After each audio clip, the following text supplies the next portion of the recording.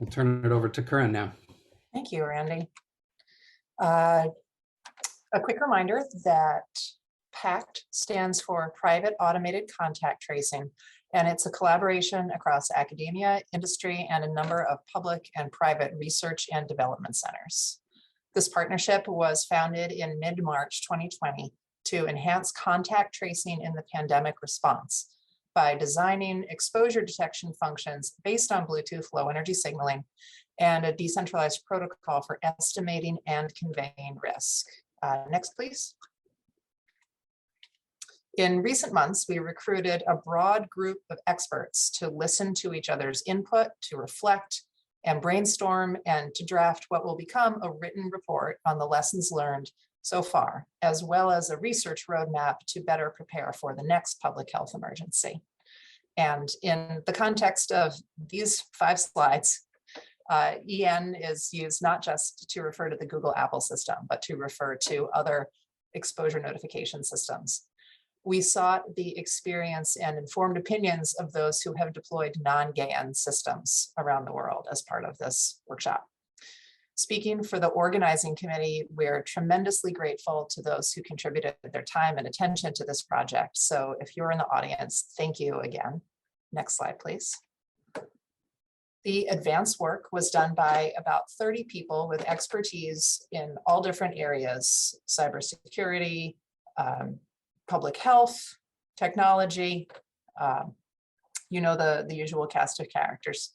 We organized the questions and themes that surfaced early into 6 focus areas, namely public health impact, public health integration, privacy and security, adoption, equity and trust, system analysis and architecture, and governance. During the workshop, another 30 attendees joined these working groups to reflect and extend the discussion and to respectfully disagree with each other and engage in debate. The entire effort is being conducted under Chatham House rules, so we're able to talk about the material without attribution to a particular person or organization.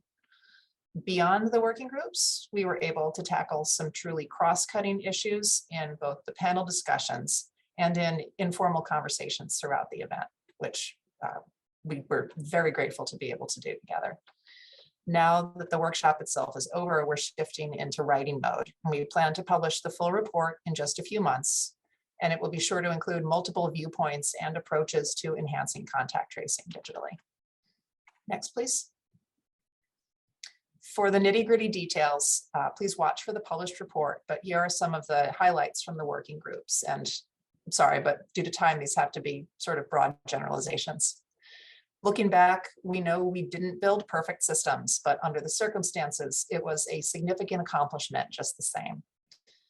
One of the hurdles that was perhaps underappreciated by the initial PACT team was the extra burden of education that exposure notification required for both the general public, who was overwhelmed with new concepts and new risks and new information constantly, and also for the contact tracing teams that were being asked to change their workflows at a time when resources were extremely limited.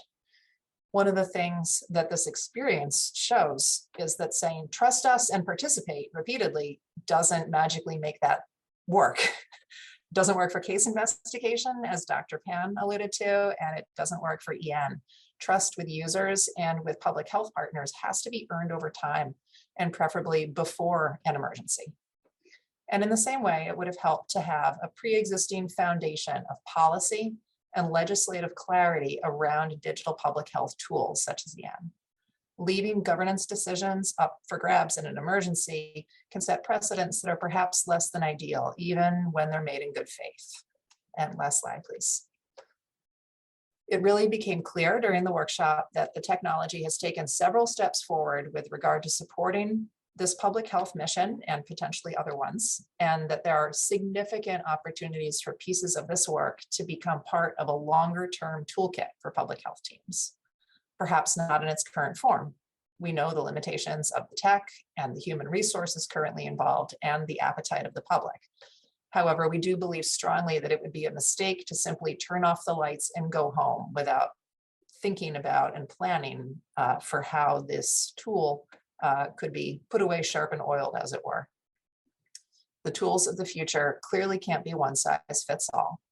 And the lessons learned from exposure notification systems can and should inform continued work in sensing, communications, disease surveillance, and so forth. And public health teams are a key piece of getting it right for future emergencies. With that, thank you again for your time, and please feel free to reach out to Randy or Zach or me to keep in touch regarding this effort.